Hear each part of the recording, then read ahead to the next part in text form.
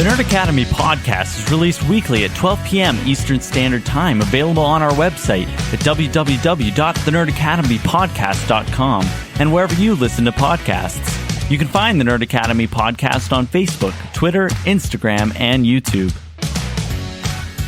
You can also help support the show by going to patreon.com/The Nerd Academy podcast, where every donation allows us to bring you more exciting content every week.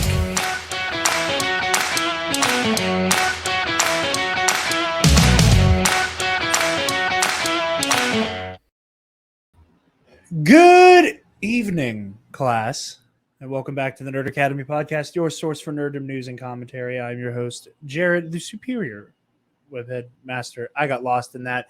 There's a little bonus episode. I've talked about Doctor Strange a lot already, but Travis and Lexi haven't. So this is mostly going to be their review of Multiverse of Madness, where I will chime in here and there to respond.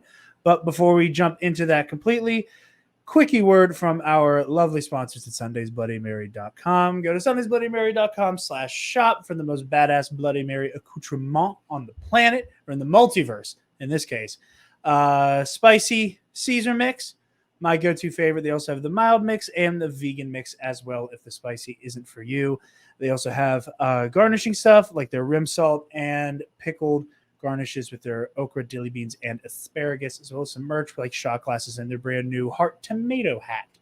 So go to sundaysbloodymary.com/shop, code TNAP at checkout. You get 10% off your order, and you help out your favorite nerds while you do it.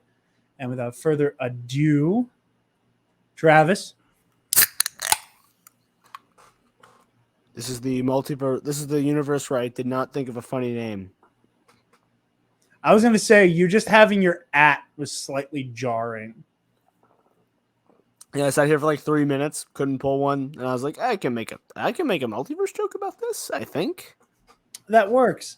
And speaking of the multiverse, we have somebody who is here to rip it to shreds.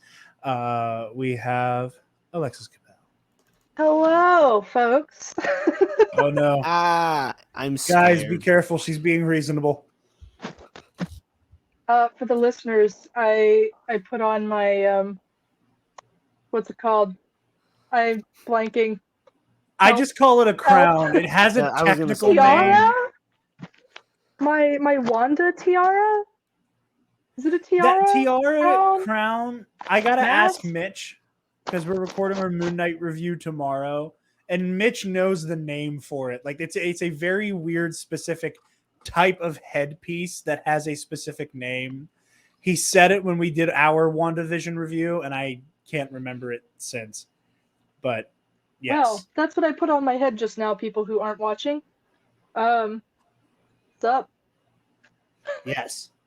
Like I said, I got to host the TNAP CBC multiple fan base crossover, and I've already talked a lot about Multiverse of Madness. So we're mostly going to pick Travis and Lexi's brains about it.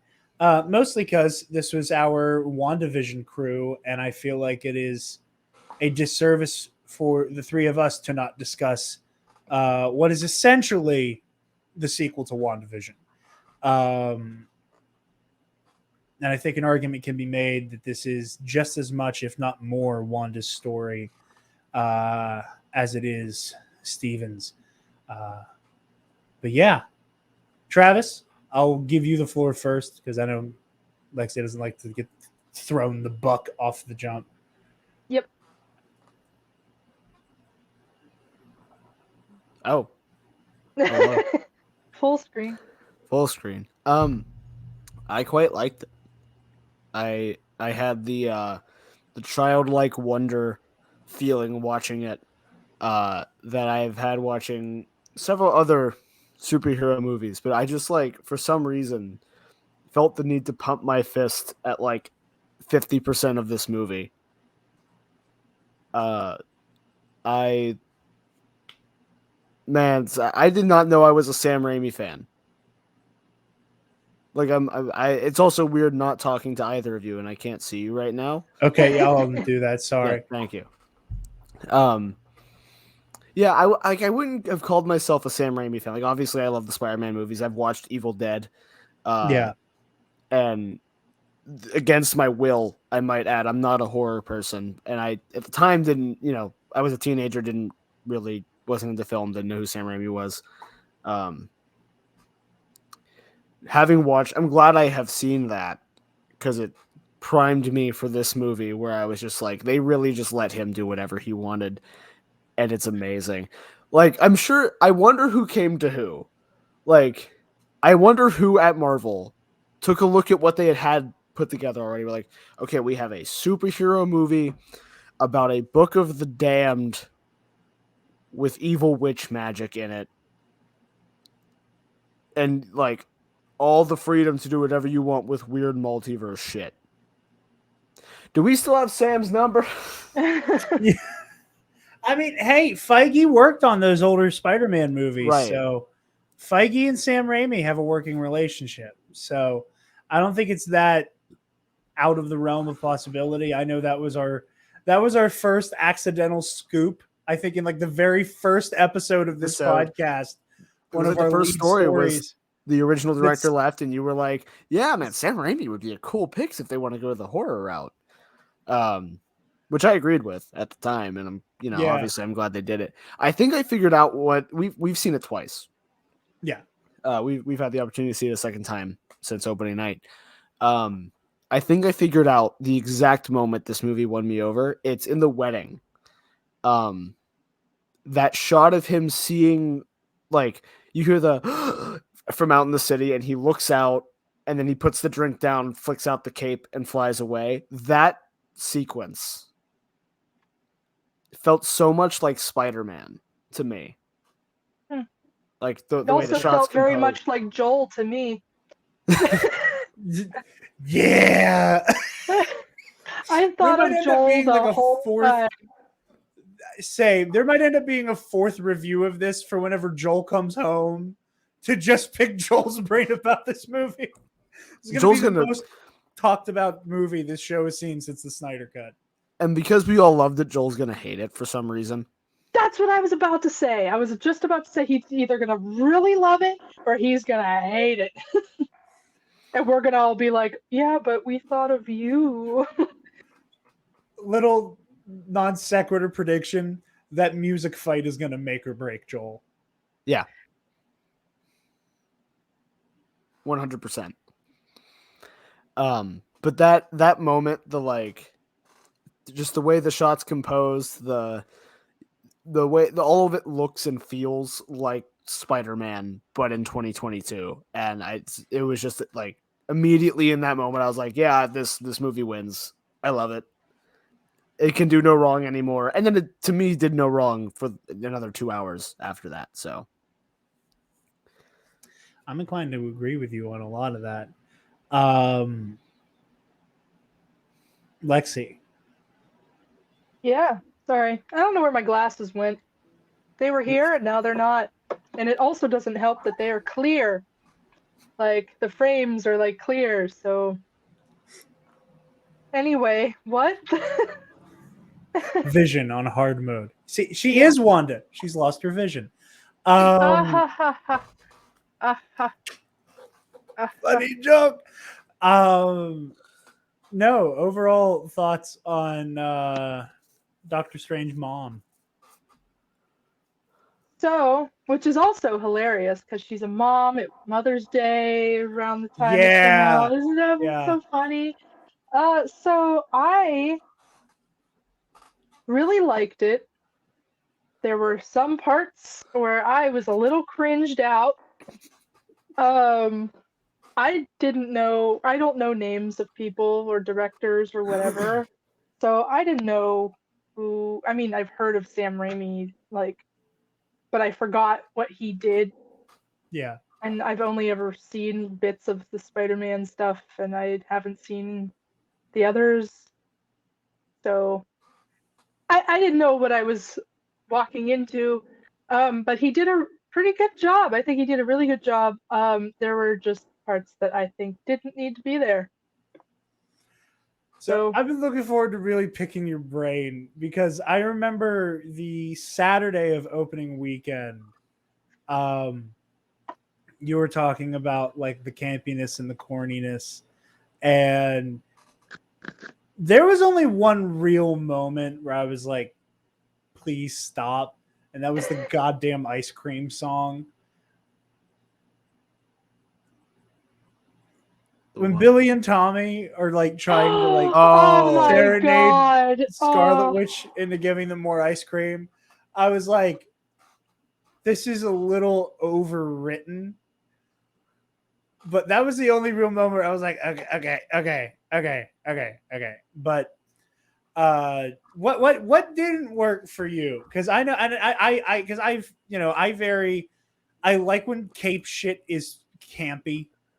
I do think I think you can overdose on the camp sometimes, but shit like Wonder Woman 84 and this, and like Wonder Woman 84 has its flaws, but here I like this kind of campy, I don't know. It just felt fun and very, Taika Waititi, he said this about Star Wars, but I think it applies to this movie as well, where it doesn't take itself seriously, but it believes in itself. To steal the Taika quote, and I think that very much applies to this. But I'm curious to hear what camp and corn didn't work for you.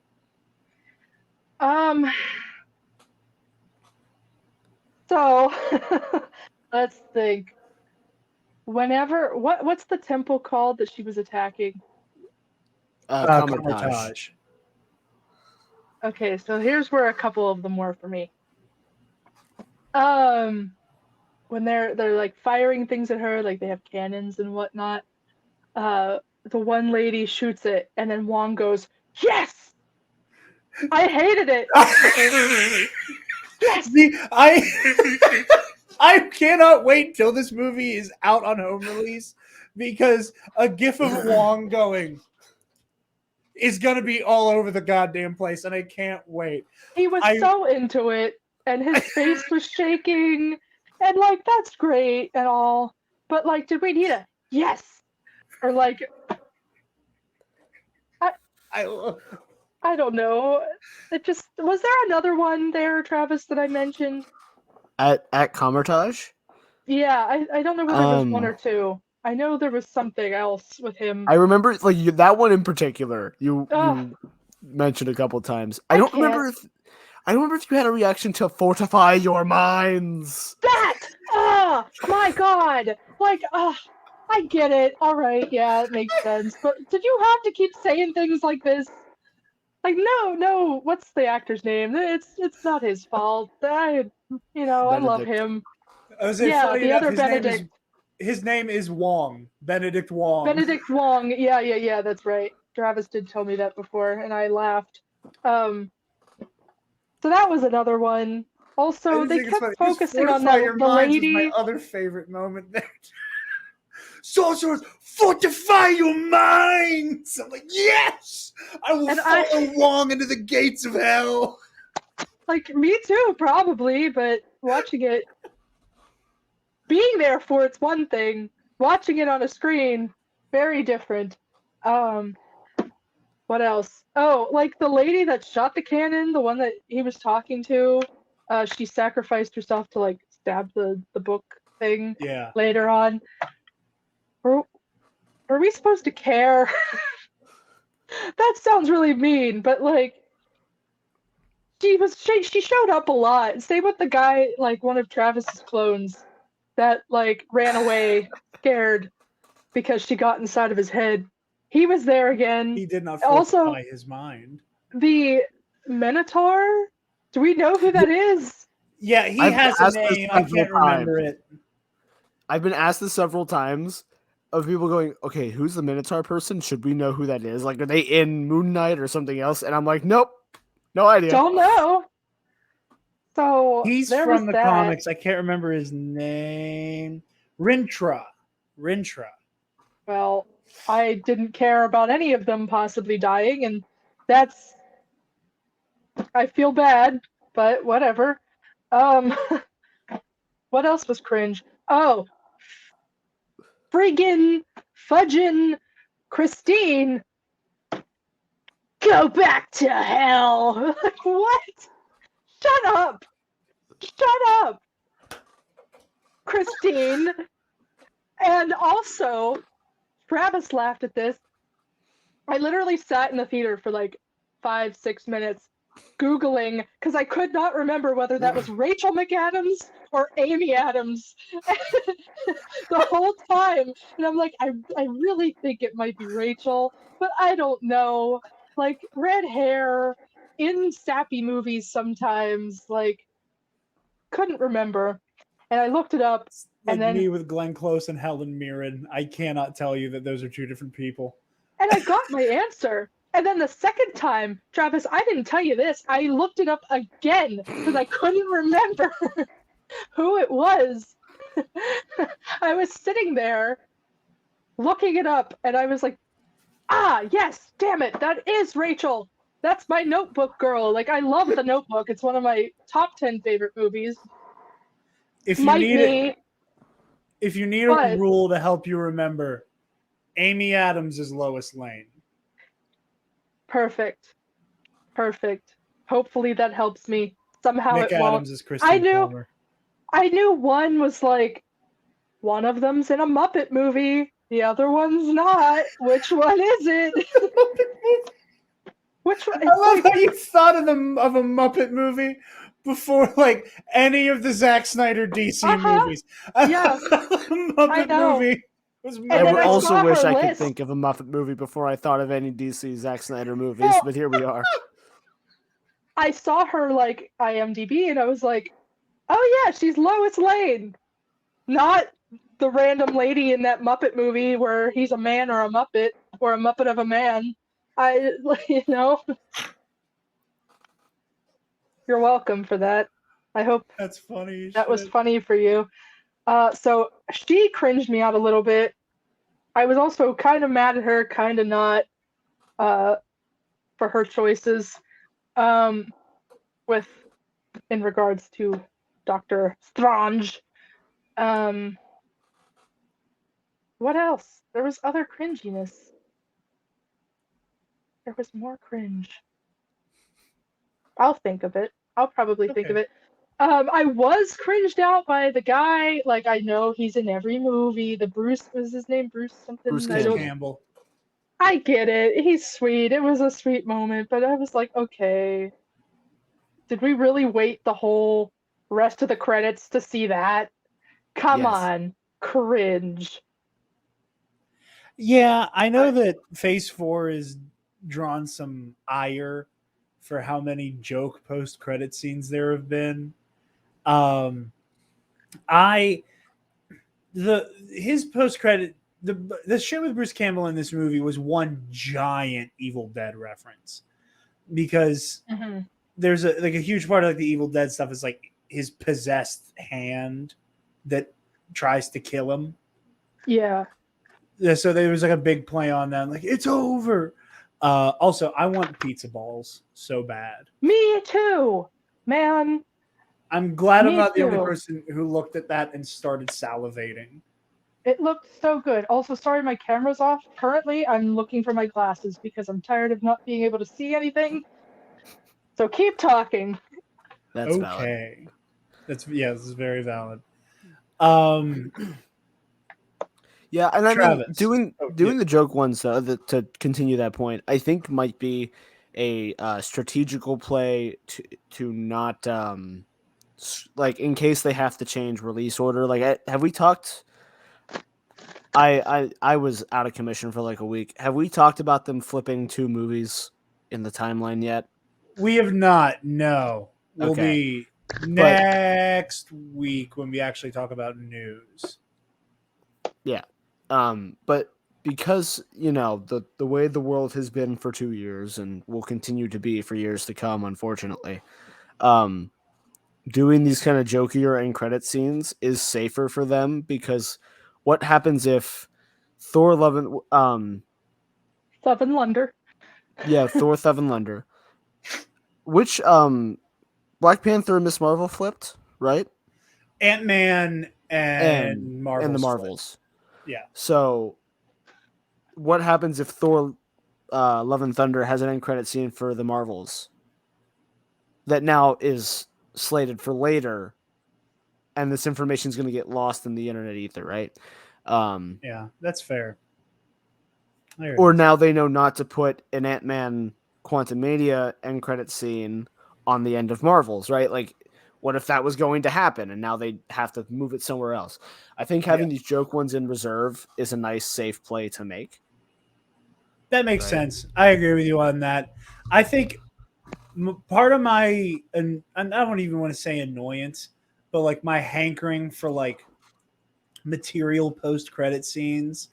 Again, as much as I love No Way Home, still kind of miffed about the No Way Home end credit scene.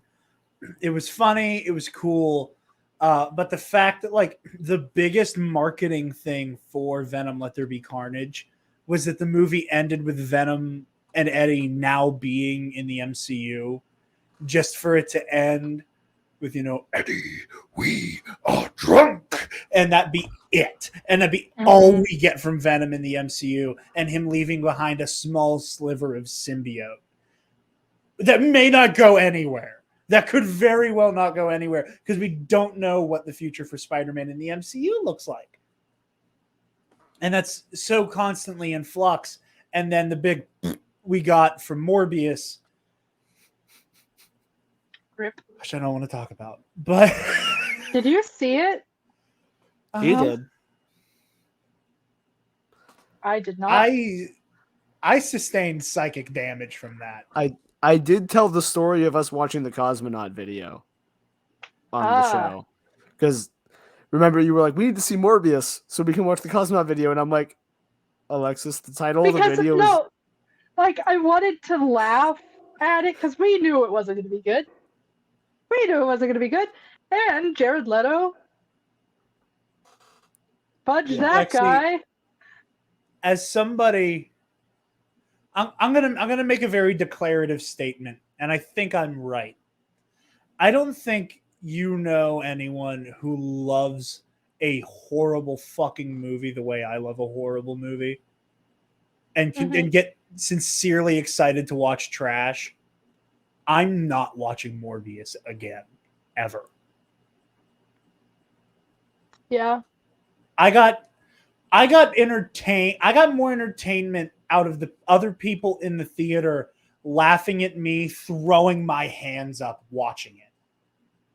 Because there were people behind me who literally saw me like bend over and just hold my head in my hands, shaking a little bit. Like, I got more entertainment knowing they were laughing at me watching the movie. Not worth your time. But the post-credit scene is incoherent. And in the home release, they removed the mention of Spider-Man completely. So, now, granted, those two, that's a lot of Sony being Sony. But still, we have not had a whole lot of post-credit scenes that are in earnest setup for the next thing. And Travis, I think you're completely hiccups. I just got to eating pasta. I think you're completely right, Travis, with the it's easier to hedge your bets with a joke, or at the very least, what's coming next in that specific franchise. Like if we get more stuff like the mid-credit scene where Clea shows up and it's set up for this specific character's next adventure, I like that. Right. I like that a lot. I think that's easier to work with. Like showing Shang-Chi and Crow, like I would say Co and Crew in the same thing. Looking at the 10 rings and examining them and what they are is a safe mid-credit scene, right? Yeah. Showing anything from Doctor Strange is not, because you don't know if Doctor Strange is actually coming out in May or not. So, plus I love joking or like making a joke out of the end credit scene. So my friend Zach saw it with us the second time. Yeah. And he saw Homecoming with me, Spider-Man Homecoming, which we were both thoroughly entertained by the Captain America end credit scene from Homecoming. Banger. And so it's a banger end credit scene. And so the first one rolls around, and he's like, "There's a second one, isn't there?" I'm like, "Yeah, it's very important. It is isn't a very important end credit scene that we need to stay for." And he looked at me afterwards and was like, "I can't stand you."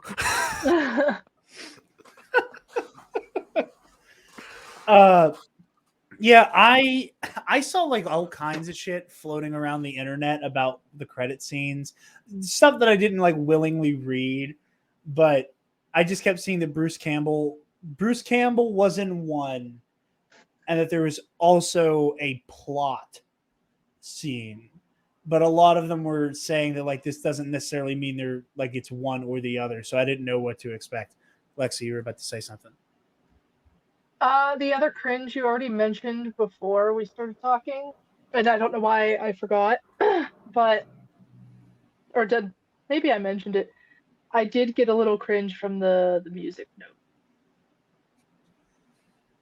Just a I like tad. the Like music at bite. first I was like, "Oh, that's cool," and then it went on a little too long, and then I was like, why?" Like I don't know. It was kind of it was cool, but it wasn't cool. It was cool at first, and I'm a music gal. Like I'm a choral junkie theater nerd person, as you know you guys are too. But like I had a little bit longer in the game with that since going to college and doing that stuff. Yeah. No, But of course. I mean, Travis, you play instruments, but that's besides the point. uh, so for that, I thought it was like, oh yeah, cool music notes. Like that's a cool thing. Like I said, I wasn't sure. It just felt like it went on a little too long. I can understand that it overstays its welcome a little bit. For me, I was just super happy. I like the first Doctor Strange.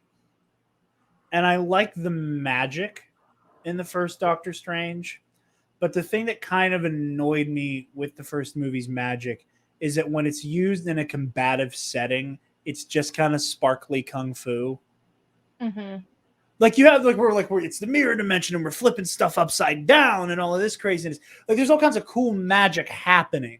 But by the time we start fighting with magic, it's just my hands are glittery, pa pa pa pa. Now, granted, it wasn't like Harry Potter where it's just colorful bullets, Mm-hmm. which I'd rather have sparkly kung fu over colored bullets. But I was just happy to see like weird shit like this. So I mean, and I think you're right. I do think it probably overstays its welcome a little bit, but something that weird and abstract as Strange piano notes is just like it's so comic booky. It's so ripped off of a page. And to Yeah, quote, that's why I thought it was kind of cool. But then once it went on a little bit, I was like, okay.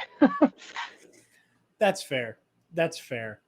Um, And like, I understand that side of it. I've talked to a lot of people that have felt that, not specifically about this scene, but like go back to Hell's the big one I've talked about with people, where a lot of people are like, that was a bit much. I very much was not a fan of that line. And I had the reaction to that I had to the drumming octopus and Aquaman, where I'm just like, child Travis Aquaman, is Aquaman. Like, I just loved it so justice much. for Johnny.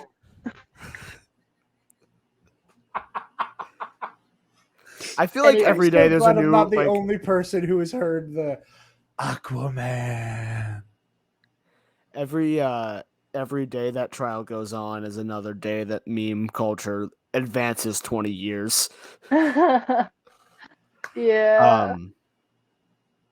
But yeah, like it's that same just dopamine hit where like I know this is not peak cinema, right? I know this is not ever like the most complex well-made art I'll ever, I almost said ingest. No, I I'll like ever ingest. ingest. I like you just picking up a film reel and biting. He would. But yeah, I would for just for the gag.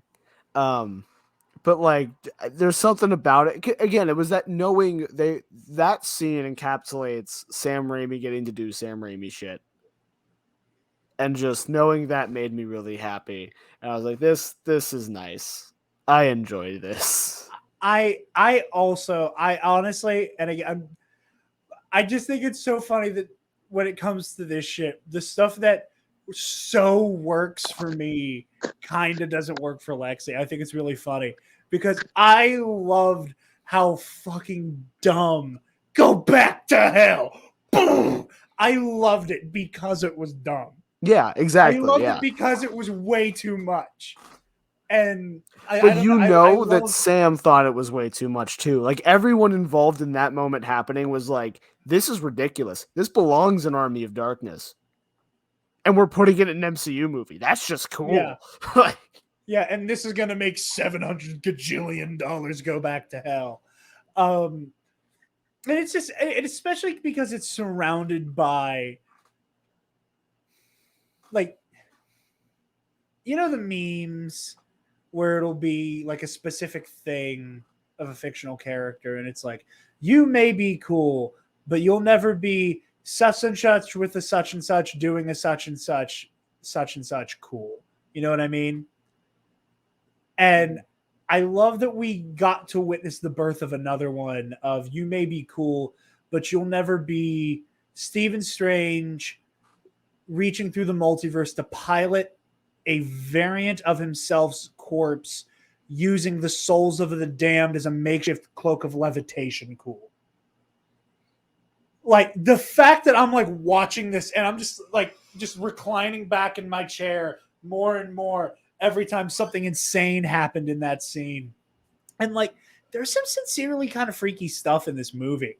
And while I wasn't necessarily like freaked out by the souls themselves coming out of Steven, yeah, the way that his body's just like, yeah, like that was kind of creepy. Like that was unsettling. Mm-hmm. And the way that he's like, you know, writhing around, like practically foaming at the mouth, like that sincerely kind of freaked me out a little bit. How much money do you think Benedict Cumberbatch made just by vibrating? Like for how much his body has to just $750,000 mil. Probably. Like I bet you could do that now. If we know how many takes he did of every scene where he had to like go nuts when he's being possessed. I also love, like, we're talking about Zombie Strange now. I love that for a lot of Zombie Strange, it's actually Cumberbatch and prosthetics. Yeah. Right? The way he talks too, you know, the way his jaw went. Yeah. It's funny you mentioned that because obviously in March for the Batman coming out, we did the Dark Knight trilogy for Movie Club. And watching the Dark Knight, I forgot how, as much as the Dark Knight version of Two-Face freaks me out, and I think they went a little overboard with the makeup in the Dark Knight for Harvey's face. Mm-hmm. I love listening to Harvey talk because it's that same I'm missing half of my lips speech pattern. And I was like, I hate how entertaining listening to them talk is. So then watching this with zombified Strange, the whole, and you're gonna kick that witch's ass. It was, I don't know. It was just fun. The same thing with like the talking. And that's the perfect way to describe it is just friggin' loved it. This movie's so cool. It was just like, I don't know. It was campy and like, I guess neat. It wasn't one of my favorites, you know, it's not like a top 10 or top 5, or maybe a top 10, but not a top 5. But I've been trying to figure out. It's definitely 10. I think it might be top 5 for me. It's just so. I mean, and again, I think we're going to talk about it next. My name, I'm not going to lie, it's a big part of it. Just that moment and having it finally for me. Dude, when we saw it the first time, right, and they're talking, like him and Christine are talking. Christine mentions working for the Baxter Institute, and I went, he's like, yep. There it is. They're doing it. I sucked all the air out of the room. No one else in the theater reacted to Baxter Institute. I went, Yeah. "Ugh." I made the noise. And normally, like in the right setting, I'm a movie cheerer, a movie clapper, like I'm not. We talked about it on the stream and somebody found the video. There's like this one clip from a theater watching No Way Home opening night where after Andrew Garfield shows up, some guy did a backflip in the theater. Like I don't do backflips in reaction to movies, but like, Do a woo, flip. yeah. I want to be in that theater. Dude, That sounds I'll rad. send you guys the video. It's funny as hell. And it's so Travis, funny say because it. you can't see the guy. You can only see his silhouette projected onto the screen. Travis, Hold say on. it. Hold Hey, on. Spider-Man, do a flip. There it is. Basically. But whenever Strange showed up, Mr. Fantastic showed up, I am not proud of how ape shit I went. That's the guy from The Office. Yeah. Jim Halpert, aka the smartest man in the universe. Like the thing opened up and it was Krasinski, and I just screeched. Like I'm not proud of the noise that left my body, but I just got so excited because, and I've been talking about it basically since we started Nerd Academy, that like the Fantastic Four is the thing I need in the MCU, and we're so close to finally getting it.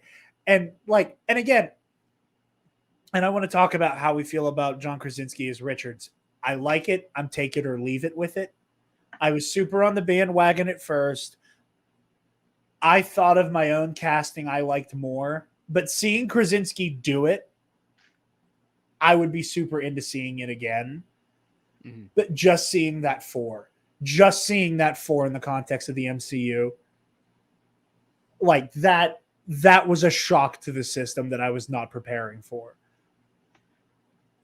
But yeah, there was something about like seeing a real John Krasinski in a Fantastic Four suit stretching the way Mr. Fantastic is supposed to stretch. That like it made me do what I'm doing right now, right? Like it broke my brain. I was like, this is a real thing they put in a movie. We've been waiting. I'm kind of on the same boat about John. I'm glad they did it, right? I think of all of the like possible cameo things that were talked about for this movie, this is probably the one I'm most happy they went with, right? I'm the same way. They don't have to keep him for the Fantastic Four movie if they don't want to. If they do, I won't be upset. I feel like not keeping him is a bold choice because of how much the internet has decided they want him to be Reed Richards. Yeah, I get that. I mean, you can also always get away with doing the Council of Reeds thing. Like, if you do a Council of Reeds, audiences are this into the multiverse at this point. You can just have Krasinski show up as a Reed Richards and not necessarily the Reed Richards, Like, I think that's why it was smart to do him here as a boon to the internet, right? Like, yeah. Yes, we know you've wanted this for a decade now. But also you're not committed to him now in a movie necessarily because it wasn't on 616. Yeah. And or what we're at the current time calling 616. And then that's not a conversation we need to have. No. I don't like it, but it's fine. And I do think there's a lot of backlash to be had by not having him in the movie. Not necessarily because I think that's the wrong choice, but I think the internet will be upset of a quote unquote recast. Yeah. But if they find someone that's better, that's cheaper, right, and more like can commit to more movies and stuff. My cast that I think I still like more than Krasinski is star of Tenet, John David Washington. I think we've talked about this, and I would also love that. I want him in a more like some kind of superhero property, right? Yeah. I need that in my life. Obviously, everyone knows who I need him to be. Please, please. I just want a Jon Stewart movie. That's all I want. I know you do. I'm cutting in for a moment because I found it.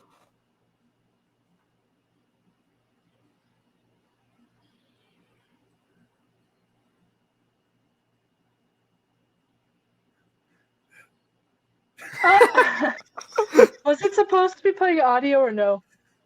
No. Okay, That's good. yeah, that was intentional. It trust me, it's just people screaming. Yeah, I figured. It Just wanted to sounds like know. there's a horrible thing happening in that room. Another fun little detail I noticed with Reed, and maybe it's stretching a little bit, no pun intended. I don't think it is. If you notice the teleporter technology that he uses to show up, it's not unlike the teleport technology that the TVA is using in Loki, which makes sense because Kang the Conqueror is one of Reed Richards' great grandkids. Because That's Nathaniel right. Richards technically is Kang the Conqueror, one of them. Who talked to me about that? Somebody did.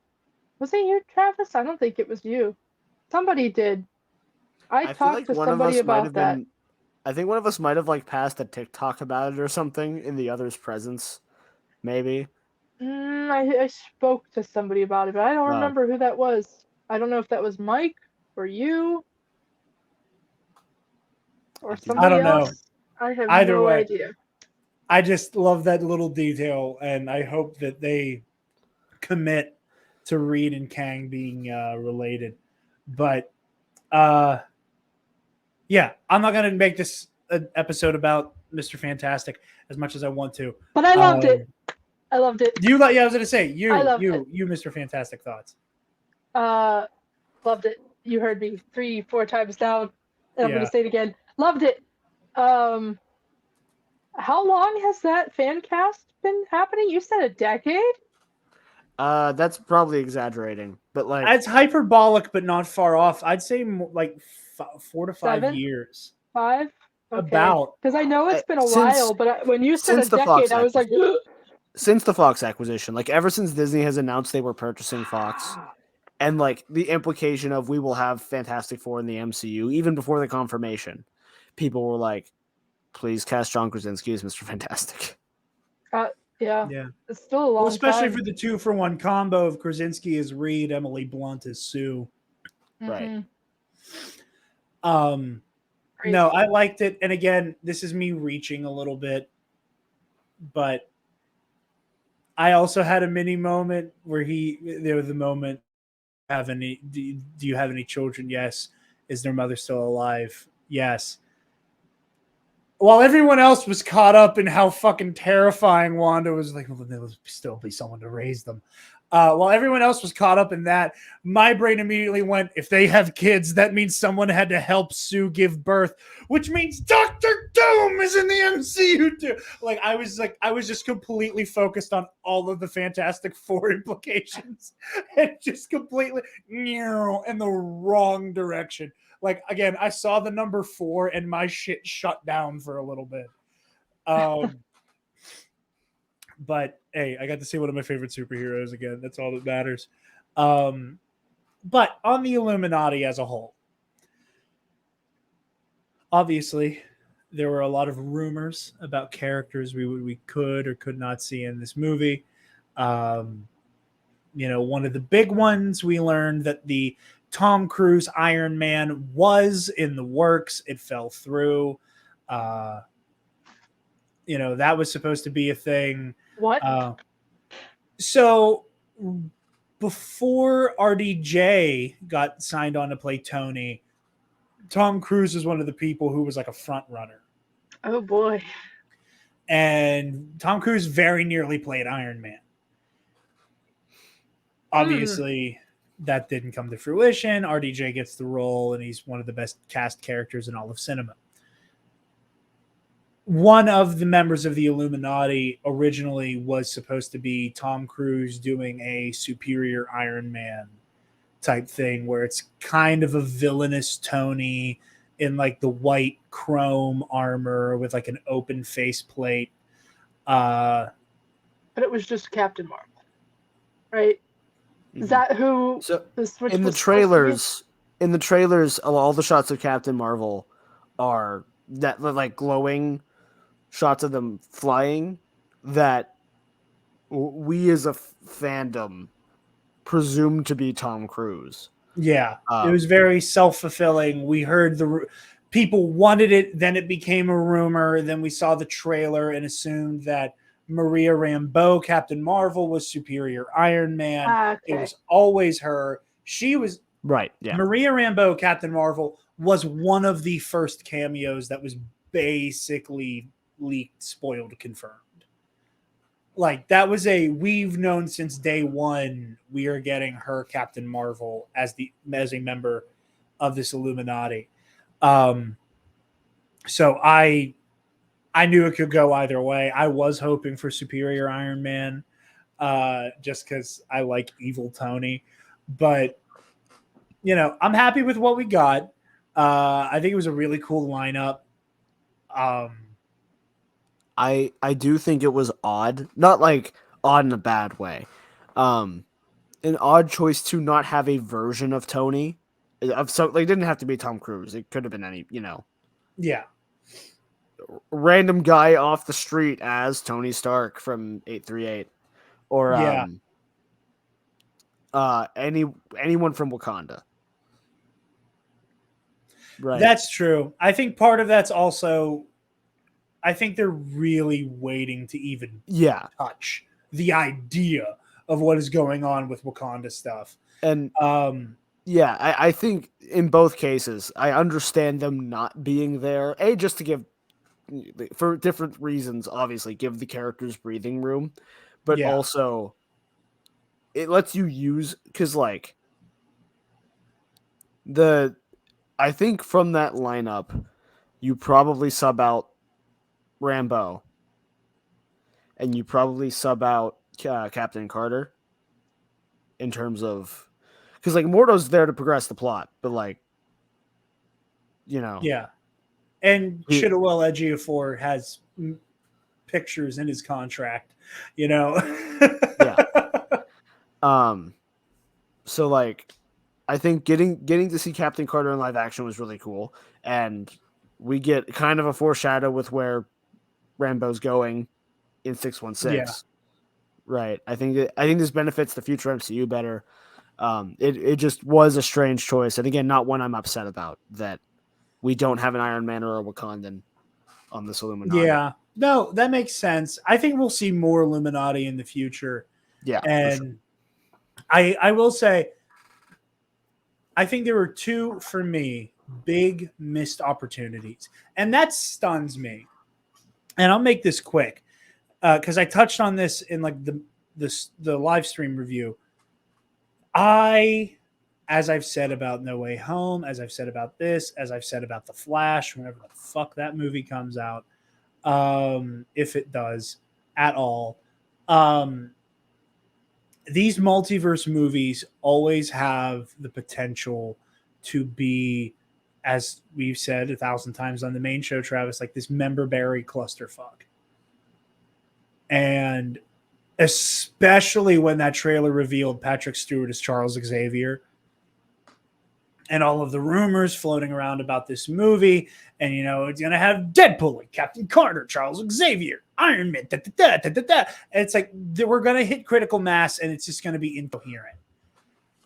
The fact that this movie condensed all of its like multiversal cameo bullshit into 5 minutes, and it worked. And I didn't like Kevin Smith, love him. He had this one thing in his one quote about the movie where he said, Multiverse of Madness promises you Disneyland, but gives you Six Flags with the multiverse stuff. And I could not disagree with him more. I think And there's a point to that. But I think it's not MCU and Disney promising you Disney World. I think we as a fandom, because we did it too, kind of cycled ourselves into thinking, especially after No Way Home ruined us, right? Like, I would go so far as to say, and I've said this a couple times, and having a little bit to really think about it and stew in it, I think this does the multiverse better than No Way Home did. Like, I think it does the, like, here are all these cool things, here are all these wacky ass new toys that you only get for a little bit. Like, it doesn't really count, but it's cool. I think this is more of an establishing thing. Whereas Spider-Man kind of used it to an end for its plot, right? Yeah. Of like, we're just mentioning the multiverse as an excuse to get all of these other people in here. Whereas that was in this movie, that was a byproduct, and the multiverse was central to the plot. If that you know what I mean? No, that makes sense. I get what you mean. Yeah. But I think people because we knew that was going to happen. We knew this movie was going to centralize around the multiverse. And then after, having our cake, eating it too, and then getting a second cake with No Way Home. Right? Yeah. Like everything we could have ever wanted. Coming into Multiverse of Madness and the internet going apeshit about, well, they're going to have Tobey Maguire is going to show back up, and we're going to have Tom Cruise as Iron Man, and we're going to have, I didn't see Deadpool, but someone was saying Deadpool, right? Like, and we're going to have, there were people claiming Deadpool was in the poster. That does not surprise me. Yeah, just like, I think we were spoiled rotten, and that gave, like, we got kind of ambitious. And people were just like, yeah, obviously this movie's going to go insane. Everything the internet's ever wanted. When in reality, I think No Way Home spawned because of the internet. Absolutely. And this movie was a byproduct of, well, now we need to explain the multiverse. And we use Doctor Strange as an out in that movie. So now he's going to be our, like, establishing shot of the multiverse. The multiverse for the RMCU. We can't overdo it for exactly the reasons you said. And I think we kind of got lost in the sauce a bit. We went to a restaurant and ordered a sandwich and thought we were going to get like a buffet. And then they brought out just a sandwich. And we were like, well, we thought we were getting this whole table of food. Where's all the other food? And they went, you ordered a sandwich. We're a sandwich shop. We promised you a sandwich. And it was a really good sandwich. Yeah. Yeah. And again, like, I'm not I want to make it clear. I'm not disappointed with how they did it at all. When I say missed opportunity, I think it was really one character beat that could have gone a long way to scratching a lot of itches. And for me, that one is whenever Professor X, again, that music cue from the animated series when he shows up, by the way. Love that cartoon. But whenever he's inside Wanda's mind and she like reaches out of the rubble and he's like, Wanda Maximoff, I'm Charles Xavier. Like, I think it would have been really cool if Wanda just went, Charles! Like, just having a moment of acknowledgement. Like, just let her be a mutant. We can say the M word now. Because, like, we don't have to do this song and dance with Fox anymore. Let her acknowledge knowing who Professor X is. Mm-hmm. I think that would have been. I just think that would have been a cool, again, little moment. It's multiversal. He's about to die. It doesn't matter. But like, they don't even say X-Men with Xavier. Like whenever Mordo introduces Reed, Reed Richards, the smartest man in the world and the leader of the Fantastic Four. Like they name drop the team. They do all. Like, he obviously has the suit on. For whatever reason, they still don't acknowledge the existence of the X-Men in any real way. And my little headcanon is that scene where Xavier and Mordo have their little argument. And Charles says, just because someone stumbles doesn't mean they've completely lost their way. You can't convince me that he's not talking about Magneto. Mm-hmm. He's absolutely talking about his ex-boyfriend Magneto. Like that is the conversation that's happening there. And I think they could have gone that extra little mile. You don't have to make Wanda his kid, Magneto's kid, that is. You don't have to acknowledge any of the complicated bullshit around Wanda and the X-Men. Just acknowledge them. Just acknowledge that they know each other. And I think that would have made Xavier's death a little heavier as well. Mm-hmm. Because you just have the implied relationship and the baggage that, again, you can rely on now that we're doing these movies that requires you've seen every comic book movie of all time at this point, to just go, yeah, we're assuming that Scarlet Witch is a former member of the X-Men. So just bring every association you have with these characters into the movie. Because at this point, that's what we're supposed to do. But anyway, very, very small nitpicky thing. I think it would have been cool. Give me more of the X-Men stuff that's been kept away from us. I'm going to play a clip or one of our drops, and I want to talk about the Illuminati fight. Death to all of them. This movie was made for that clip to be used. Lexi, thoughts on Wanda's massacre? Well, you speak. I I'm was going to go scared. take a bath. Okay, you do that. I was terrified. I was scared. What a ruthless biatch. I was grossed out. I was intrigued. I was shocked. I was feeling a lot of emotions. She's a bad bitch. And villainous bad bitch. It was vicious. Yeah, I was kind of grossed out a little bit by some of it.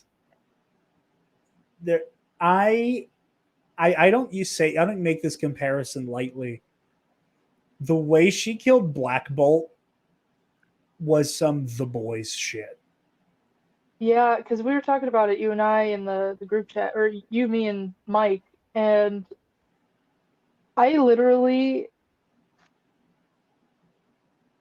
I had to turn away for a second. The whole theater that we went to went, like everybody gasped. Same. That poor guy, I felt so bad for him. That was so brutal. I think that was the most brutal one. I mean, even though John Krasinski got shredded, there was something about that one that, like, grossed me out the most. I don't know. I think there's something about the fact that, like, it's the most brutal one that we see all of. Mm-hmm. Like, we cut away to Peggy getting cut in half with the shield. Yeah. Like you cut, like they very much do like the Darth Maul thing, where like you see the hit kind of, but like you just let the actor like exactly do like the, and obviously they don't like show her coming apart like Maul, but they do a good job with the implied violence. Mm-hmm. Black Bolt, you watch the terror in his eyes when he feels his mouth is gone. And the sound design is so good of that. Like, it sounded like, this is such a stupid specific example. It's like the scene in Monsters Inc. with the 2319 when they put the sock and then the bomb and then like the titanium cover Yeah. detonate it. You get a sound like that with a and then you see his cowls start to sag while it's like everything's filling like that was so like brutally disgusting. It was gross. Like it's because of like the viscera, and I can't think of many other MCU movies that really have a kill that's like that, like that you just simmer in, again, and it's because of how, Travis, I don't think you would disagree, and I'm sure you heard me because you normally take your AirPod or your earbuds with you. Like that was some shit straight out of The Boys. It felt like. Oh yeah, the like. All that was missing was like a comical blood splatter, but that wasn't the move here, I think the most The Boys part of it was the like lingering on him as he collapses. Mhm. Yeah. Right. It's and like the you said, like sag it and just start. cowl. Yeah. It's- Is gross. You can't convince me that entire scene was not written directly in the wake of the internet saying that Wanda could not have beaten Thanos. Like they're working on That's Multiverse funny. of Madness as that movie's coming out. I don't know how far in advance they work on this stuff, but like that timeline checks out to me. Or like at least they, someone in Marvel's headquarters like is on Twitter just like, okay, we're gonna write this scene where Wanda kills the Illuminati. Jeez. Give me characters who also almost or could kill Thanos. Okay, Black Bolt gave Thanos the business in the comics. Captain Marvel almost killed him in the movie. We're gonna have Mr. Fantastic killed Reed Richards. Like you're exactly right. It's Brutal. it's Brutal. And also, this doesn't really have anything to do with her killing, but whenever they killed off that Universe Strange, did you say Black Bolt? That's his name? Yeah. Tuning fork guy. Black that noise that came out of him, my ear like exploded. I can't hear that decibel anymore. I had to turn away and cover my ears. And I think Mike said he did the same thing. I don't know about you guys, but that hurt. I'm deaf. Hurt. I'm immune to Black Bolt. Yeah. There you go. Just I'm like wanted the to kid throw with that out asthma there. from Signs. Your atoms disassemble and you just cease, but somehow your consciousness is still there. Like, did anyone else hear something? I don't. Yeah. I didn't hear it coming. But Wanda was so horror movie-esque. It was the way she moved around too, just kind of was like a zombie, almost possessed type. I don't even know. She did a really good job. Elizabeth Olsen. Yeah. Right? Yeah. I mean, they all did, but she did too. She gets better in the role every time she steps into Yeah. it. And like we hit a critical mass with WandaVision of her just acting her ass off. Mm-hmm. And it's just getting better and better somehow with every turn she has as Scarlet Witch. Another little moment I loved was whenever she's coming through the corridor and like there's that last Ultron bot head. It's like the Ultron commands you to stop. Like it's just such a cool little moment for her to be like, no, like I've had enough of you specifically. Yeah, that was funny. I chuckled at that. I thought of another cringe thing. It wasn't that cringy. What I'm about to say wasn't that cringy. But when she's talking to Strange, sort of in the beginning about, like, I think it was in the orchard or something, she's like, yada yada. It won't be Wanda.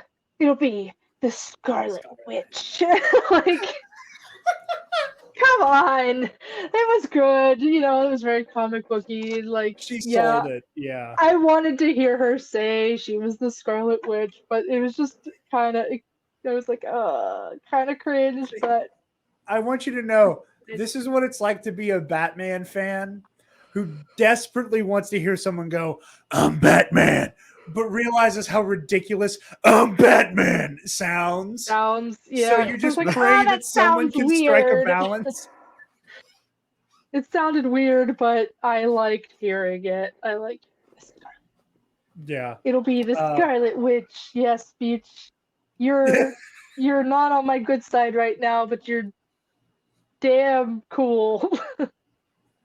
So but yeah, no, I think that was great. Wanda's just such a great character in this movie.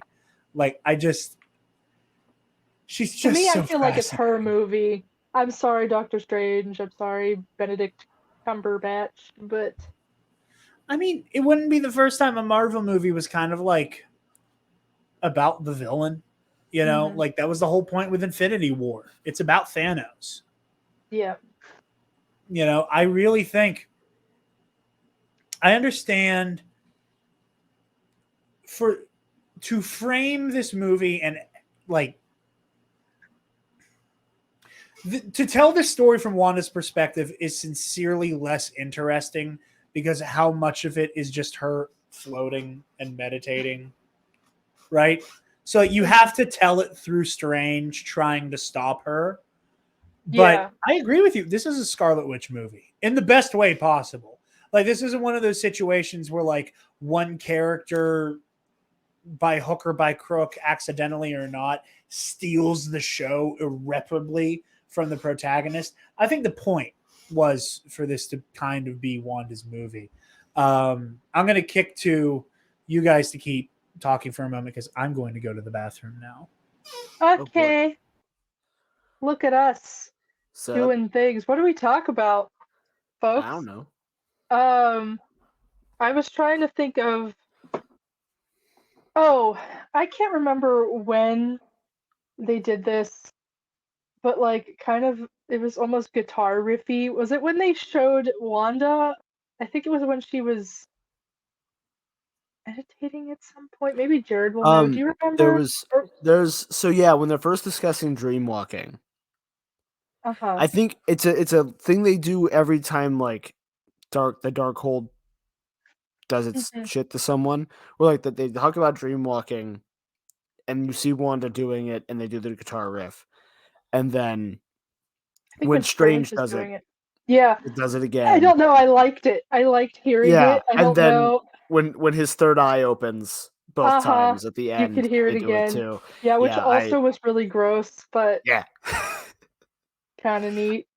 I Um, I think that's gonna be their out to like if they ever want to bring Wanda back. I mean, a I don't. multiverse, Yeah, I but like can't see this being the last of her. She's definitely no, coming back at some point. yeah, and like for the as for the Darkhold and the magic that entails, I presume it's now like kind of stuck in Doctor Strange. hmm Like that's just kind of where it's nesting right now, and somehow it's going to manifest somewhere else in the multiverse that we will discover later Yeah, in but some capacity. Um, what else? I don't know. Since It's a we're good the movie. hosts now, Yeah, this is our show. this is Ah, our show. It's a takeover. Um, I wonder if Jared can hear us floundering. It's fine. no, I don't think he can because he doesn't have his headphones. That's Usually, when good. he He'll does this listen to to it me, later. I talk about how he's made such an egregious mistake as to give me Yeah, the show. Um, and then he comes back and I act like nothing happened. Only one time if I had like a real there epiphany. he is. There he is. One I like time I that one what? time last. had it. I one time had a full discussion with myself while he was gone, like realizing a Ew. point I was trying to make. Only once. Um, I brought this up while you were gone. The guitar riff, like when the Darkhold, whenever they're dream walking or whatever. I love that shit. Yeah, I thought that was cool. I wasn't sure if it really was a guitar riff or not when I was watching the movie, but I think it was. There was just a Yeah. little bit of it. Danny Elfman snapped Yeah, on yeah. this soundtrack. Like, he just like it's so funny because I don't know if you guys saw any of this, but Danny Elfman was a headliner at Coachella. No. like Well, 2 yes. weeks, 2 or 3 weeks before this came out, and I always forget that Danny Elfman, despite being in his like 50s, is like has like a skateboarder's body Mm-hmm. and is covered in tattoos, hair longer than mine almost. And it's in like the videos and footage of him at Coachella is him just rocking the fuck out to his own soundtrack. Like at one point he was just like you would have thought he was one of the headlining like rock bands. Because he's just like shirt off, covered in tattoos, shredding. So You I'm not know. gonna lie, I did see it because then they have like images in the background of like Yeah, like scenes from the movies they were playing score from. yeah. Okay, so I didn't know that was him at first. Now listening to you talk about it, I'm like, oh yeah, that was him. I thought it was somebody doing a tribute, like a band doing a tribute, because I saw the guy and I was like, oh, that's just one of the random bands that are going to be opening or closing or whatever the heck they do there. But I guess that was him, Yeah, looking no, like that's a 50-year-old Danny 28-year-old. Elfman. Wow, good for him. Right? And so I just love this soundtrack because you get that like that like the creepy supernatural, because like the Doctor Strange music in the first one, like it wasn't creepy, it was that very all of the mandolin, like it felt like, let me say it this way, my favorite Harry Potter movie and my favorite score to a Harry Potter movie is Prisoner of Azkaban, because it is objectively the creepiest Harry Potter. Mm-hmm. And I will hear no opinion otherwise. And that music is just so haunting throughout that whole movie. And the Doctor Strange theme always reminded me of like a heroic version of that creepy in Prisoner of Azkaban. Like that, but heroic. And this movie just goes full creepy again with those wild like, oh, it's so cool. Like the fact that Elfman decided, yeah, the Darkhold should just have this crazy metal riff as its, main leitmotif in the score. And I hope that is just a dark magic song. Like, I think we were talking while you were gone. I think the fact that like Strange has his third eye now, right, yeah. is an indicator. And I don't know how any of this works in the comics or how much of this is based on actual comic material. In some capacity, if they ever want to bring the Darkhold as an object back, I think it comes back through Strange. I agree. I think you could Right. absolutely do that. If I am not mistaken, and as I have said before, supernatural Marvel is something I think is cool, but I'm not as familiar with that as I am like Avenger related stuff. Mm-hmm.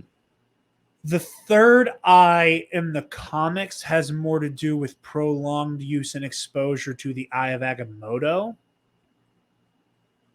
Okay. Because in the comics, it's a talisman up unto itself and not just like the chassis that holds the time stone. I also like that he's using the eye though, still. Yeah. And that we found utility for the Eye of Agamotto, even though the time stone is no more. That made me really happy. Yeah, I just assumed it was something with the Darkhold. Not in the comics, not necessarily the Darkhold, but like dark magic related because. Oh, in the movie, the eye is absolutely a dark magic thing. Yeah, it's right. Because it's the only reason why we see Sinister Strange do the thing. Yeah.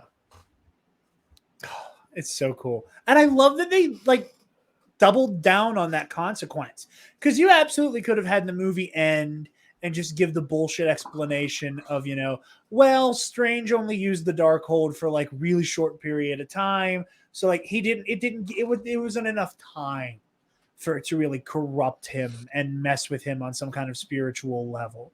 Again, to make a Star Wars comparison, it's like Luke in Return of the Jedi. Like he taps into the dark side to beat Vader, but he doesn't immediately become a Sith Lord because of it.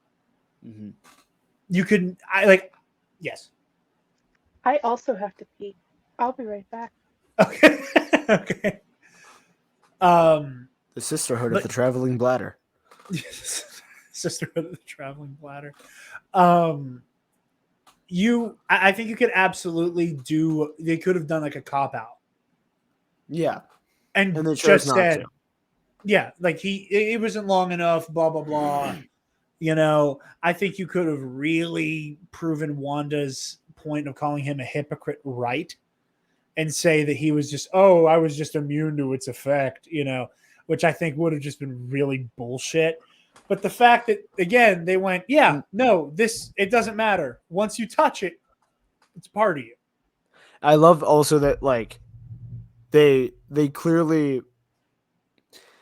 when Wong asks him if he's okay, there's a deliberate choice there to be like, and nothing went wrong in this, because of this choice he made that we've established previously that every other Steven would make, and it would screw them over. Yeah. It's like I said, I love the decision. I'm very curious as to where they go with this next. I mean, I'm hoping she can still hear us because I have been slightly I feel some kind of way about a lot of the discourse about what comes next because I've seen a lot of people saying next stop is Secret Wars. And I don't think we're that close to Secret Wars just yet, but I do think it's coming. And I think Secret Wars is probably our next like Infinity War event, but we are as far from it now as like we were from Endgame or Infinity War when we first heard about Infinity War, right? Like Infinity War we knew was in the works since like 2015. yeah, Age of Ultron. Yeah. So we know that we got like a solid 3 to 4 years. I At honestly minimum. hope it's longer. I honestly hope it's Yeah, longer. I would say at minimum. Yeah, I think there's a lot of people who, and again, as we've said on this show, and is the party line for the Nerd Academy, you don't have to have like a degree in nerd shit to be excited for a thing. Again, my area of expertise for Marvel was left behind with the Infinity Saga, with a lot of like Avengers driven stories. It's kind of why I'm so excited for the Fantastic Four, because like I know more about them and I have more of a familiarity there. But I've seen people like on the internet talking about, oh, I can't wait for Secret War. If I was to describe Secret War to you, it's like Civil War, but in the multiverse. And it's like, that is not at all what that story is. Like again, no disrespect to anybody, but like you could not be further off base with that assumption. And there's a lot of steps. I think and it also depends on like which version of Secret War you want to do. They are largely similar in many ways. But like, do you want to do Secret War 2 where Doctor Doom becomes the overlord of the multiverse? Like if you want to do that, well, we got to get through at least a Fantastic Four movie or two. Yeah. And really, really work hard on establishing Doctor Doom as the villain. You also got to get through all the stuff we've been doing to set up Kang the Conqueror. And to our knowledge, I'm really happy that we're taking a break from the multiverse after this movie. I think that it's really good that we're going to go back to space-based, cosmic-based, but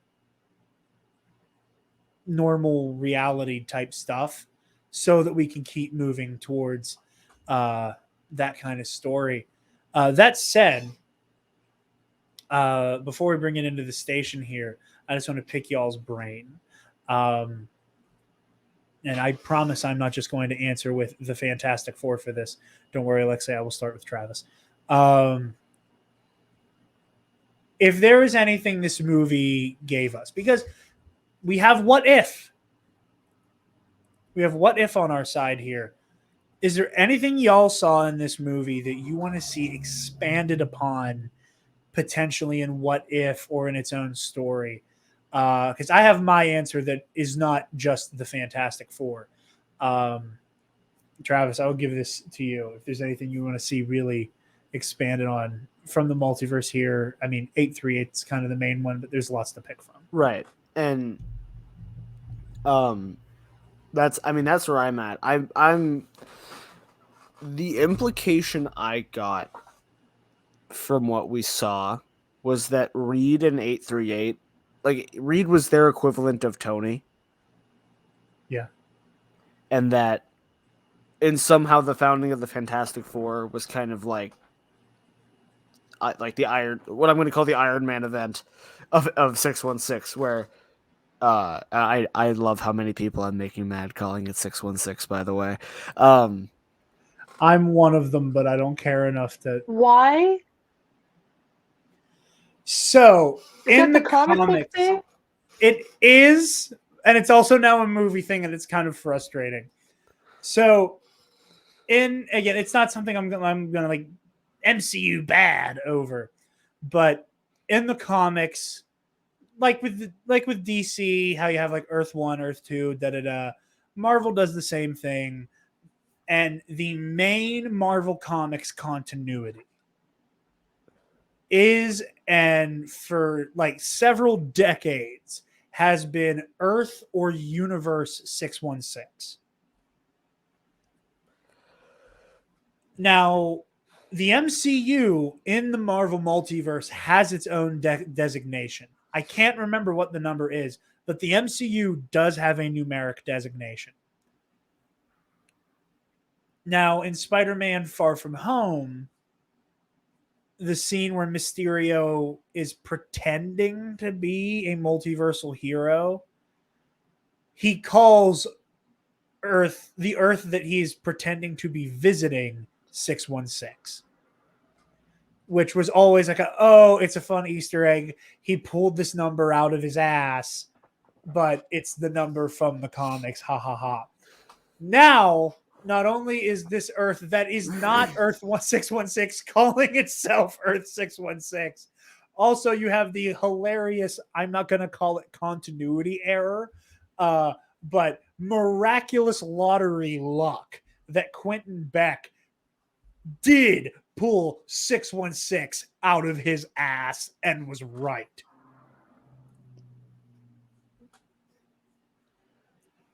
And now part of me hopes they retcon it so that Mysterio actually is from the multiverse at this point. Or there were two Quentin Becks, and the one we saw in that moment was from the multiverse, but then the one later in the movie wasn't. This is just bigger Luke. Yeah. This is just bigger Luke with extra steps. Bigger Mysterio. Bigger Mysterio. Stop. No. But yeah, basically a bunch of people. I say a bunch of people. I haven't seen that many people upset about it. And the one person I saw had actually have a gripe, had a legitimate gripe about it. It was Nikhil from TikTok. Oh, I love him. He has that series of like comic version meets MCU version of the character, and he calls the comic one 6-1, like if it's Tony 616 Tony MCU Tony, and he's like, my whole series. Yeah, that's fair. Like I said, it's nitpicky, it's dumb. Yeah. It's one of those like Spider-Man having organic web type things with the Raimi movies where it's like, this is not enough for me to say that it is bad on its face because of an inaccuracy with the source material. It's just kind of dumb and annoying. And I think for me, being in as much DC stuff as I'm into, I think that you always go into it, unless told otherwise, you go into a DC story assuming the Earth you're seeing is that equivalent of Earth 1.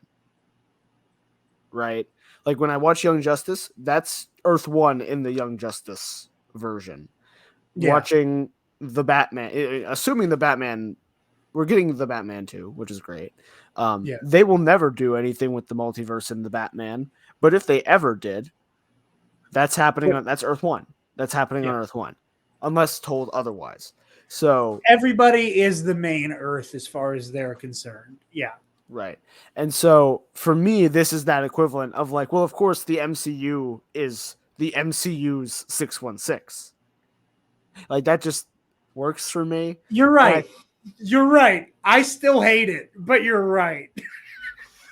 But also, I'm sure there's a world where like like you said, it had a number before, and I know you're right.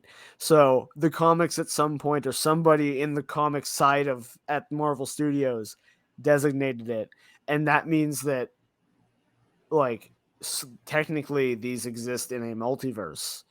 So I actually saw, I can't remember who said it either. It might have been that Nickel guy. I don't think it was, talking about how in the comics, Earth 616 had been created, destroyed, and reborn 7 times, and gave the like kind of cool eldritch cop out of maybe this is just one of the recreations of 616. And it's like, fine, I'll take that. Still, it had a number. And this again, it's not that big of a deal, but we're a bunch of fucking nerds. So we're having fun talking about dumb nerd shit. The only people in attendance whom you are making the 616 acknowledgement for are also aware that this is not Earth 616.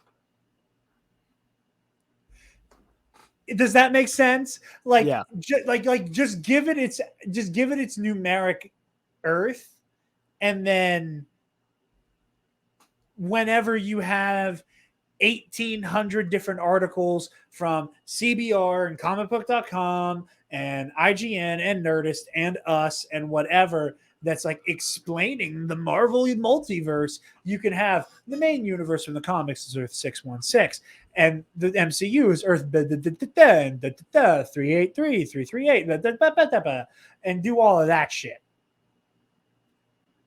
But the only people you really could make that, I know, again, it's not that big of a deal. We're splitting hairs, but it's fun to split hairs sometimes. To get back to the question you asked. Yes, sorry. No, I mean, I derailed us. It's fine. I would like to see kind of like a brisk telling of the story of 838, right? Because clearly, like, Tony not being present for the Battle of Thanos, as far as we're aware, implies either he's not there or he doesn't exist, right? In the same way that maybe the Fantastic Four has yet to exist on what I will continue to call 616 for right now. I have a branch off of that, but keep talking. So yeah, I'd like to see 6-1 Spite. Yeah, 6-1 Spite. I'll take that. That's gonna be my name tomorrow. We're gonna make merch. So I'd like the version where we get like maybe Reed is also an asshole scientist, and then he has like a rude awakening with his powers, and then they form the Fantastic Four, and then we get the equivalent moving forward of like, and this is how the Avengers formed. Like, is there an active Thor and Hulk and Iron Man in this universe, and how do they play into what happened with Thanos? Because clearly they weren't on Titan where they beat Thanos. Oh, that's interesting. Okay, keep going, because I have a response now. Keep going. Oh, unless I missed something. I'm very possible. They are on Titan. They are? They are on Titan. Because the same ships that were like wreckage on Titan are still strewn about the battlefield. I got there eventually.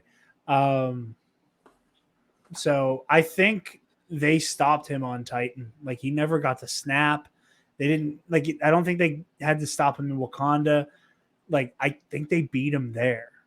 Yeah, well, and I mean that's fine, but that doesn't necessarily mean that like the group of the Guardians of the Galaxy, Iron Man and Spider-Man and Doctor Strange, like that specific group was there.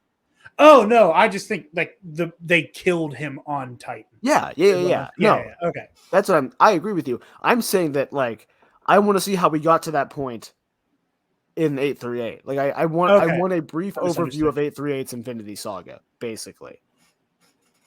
Because I think that's interesting. That like in this not because obviously it's not an exact mirror, and 6-1 Spite is so derived from Iron Man. It feels like they're like now we know Captain America existed in the 40s and Captain Marvel did a thing in the 90s, but for the most part, the Marvel Cinematic Universe as we know it did not exist until Tony Stark had a bomb blow up next to him and he kind of had a reality check. So Yeah, that's what I want. okay. Give me like 45 minutes of 838. I hope that's the right number. If it's not, I'm going to look like a complete buffoon. It is. It's 838. You're right. Lexi, do you have a? The branch isn't necessarily something that like I want to see, but a question for you guys, and I think I brought this up to Travis. Maybe we talked about it on Galaxy of Film podcast when I was guest starring on there. Did you see any pictures of Vision or any Vision in the pictures in Wanda's house in the other universe? You did mention this to me in our second viewing, but we didn't talk about it. This Where is he? only occurred to me literally a day ago.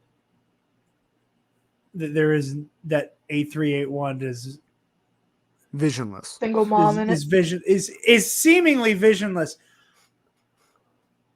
To be a pain in the ass, I think there's a way you can do. Because if I'm not mistaken, Wanda also was romantically involved with Wonder Man.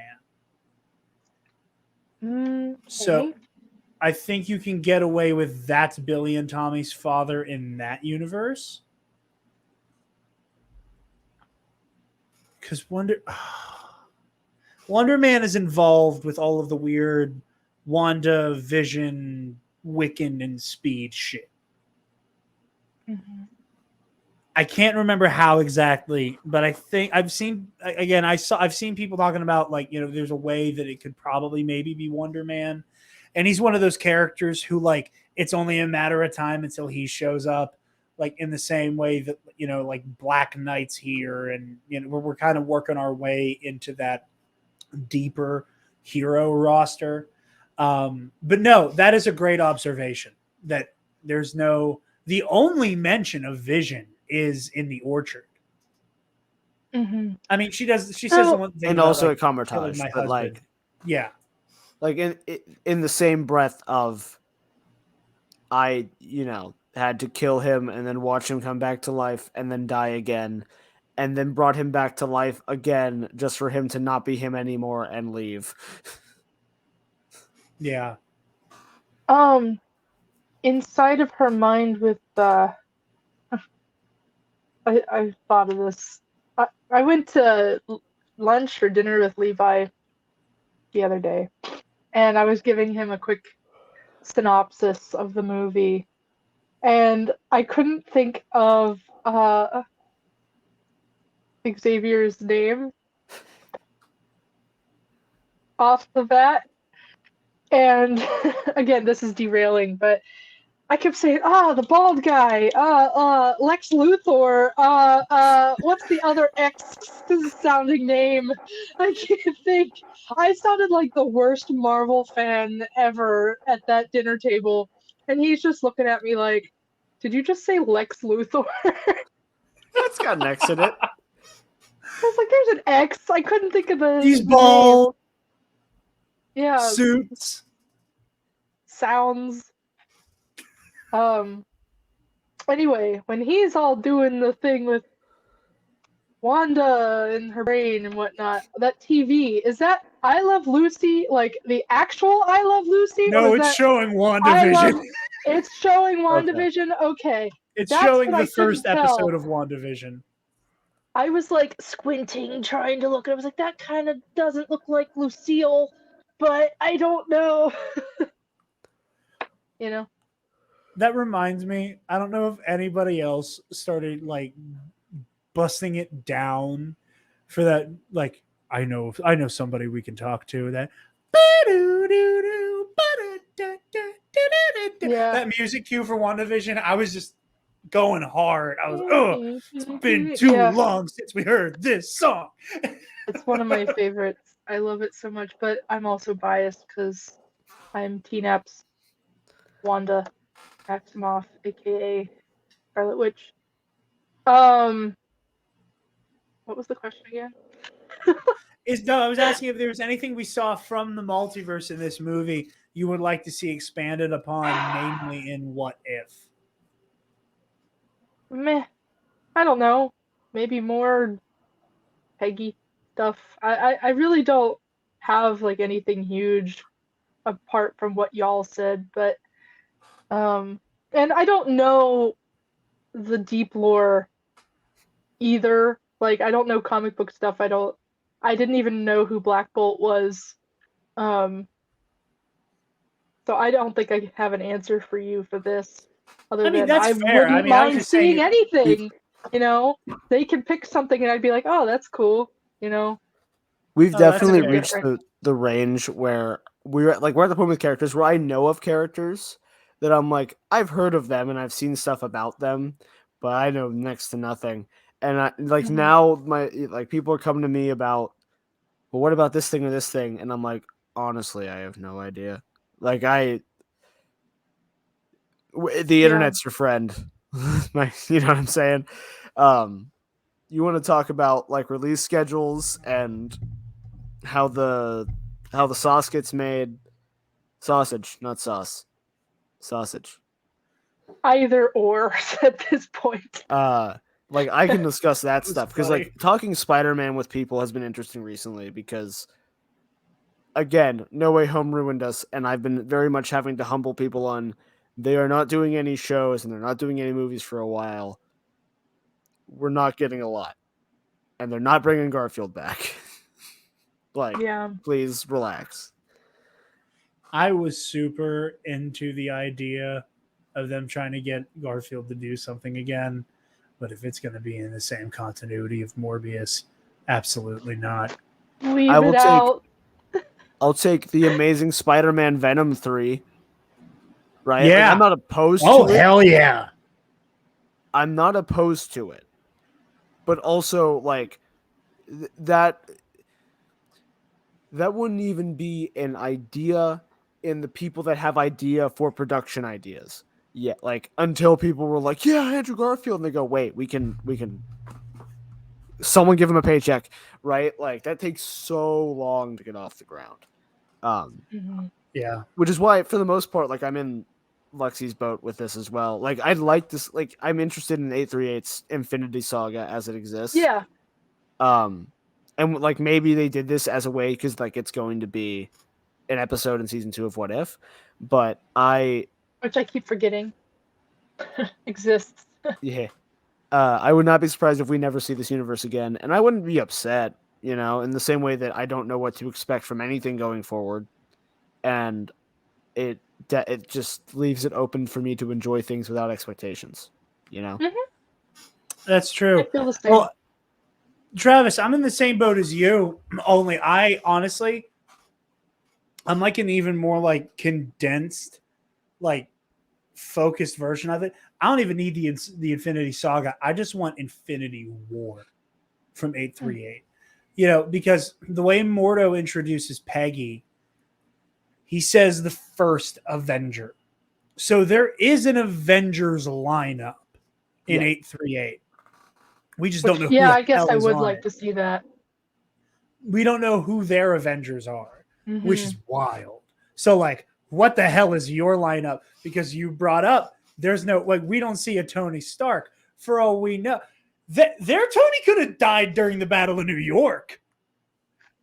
Like, that could absolutely be like a one-off line of dialogue if you expand on this. And I think it would also be cool to, because again, who knows when we will find out who the Fantastic Four are going to be in the MCU proper.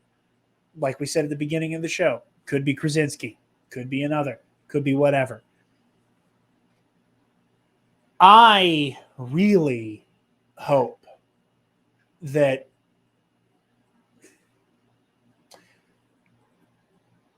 if it is not, they don't do the John Krasinski, Emily Blunt, blah, blah, blah, Fantastic Four in the MCU proper,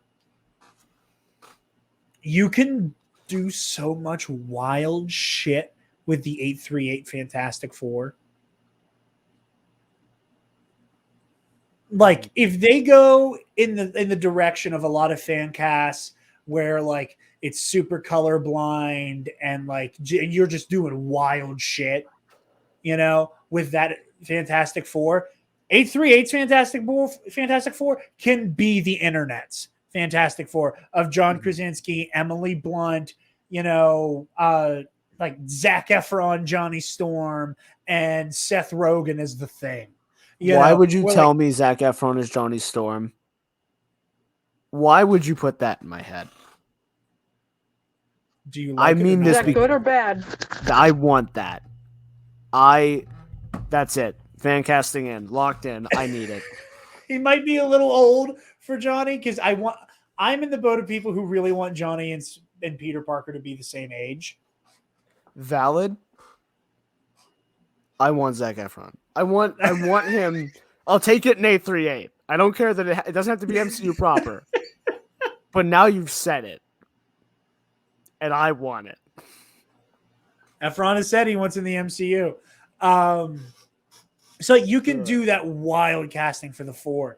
And again, assuming that like Marvel stops trying to pretend that we don't know what mutants are and playing dumb. If Mr. Fantastic was present on Titan to fight Thanos, surely the other three were with him. Surely they were Fantastic Four deep. That all of the Four was present. Surely if Xavier is there, he brought at least a couple X-Men. Or at least some heavy hitters. I guess I kind of looked over the fact that the only people present in that moment are the Illuminati because they're doing Illuminati shit, and that maybe they were all on Titan, and they were like, and it's all team leaders. It's almost all team leaders. Because if Peggy's leading the Avengers, Reed is leading the Four, Xavier's leading the X-Men, and Black Bolt's leading the Inhumans. Mm-hmm. So, I think that's probably part of why they were able to beat Thanos on Titan was that they went like 4 super teams deep. They had the portal scene, but like in round 1. Exactly. And not even a portal scene. Like you had hell, it could have been like an Avengers Age of Ultron level Avengers team.